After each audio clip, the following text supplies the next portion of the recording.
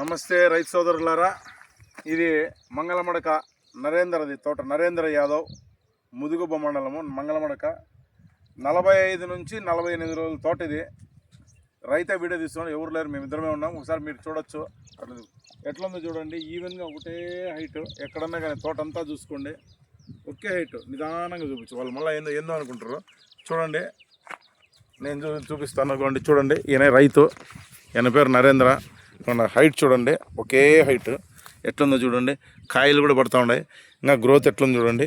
ఈ విధంగా గుమ్ము పగిలేది ఏ విధంగా పగిలింది చూడండి. గుమ్ము పగలడం ఎట్లొచ్చింది, తోట అంతా మన పగిరిన్నట్టుంది. ఈ విధంగా ఉంది. 1.5 ఎకరా ఇది, 1.25 ఎకరా ఉంటుంది మ్యాక్సిమం.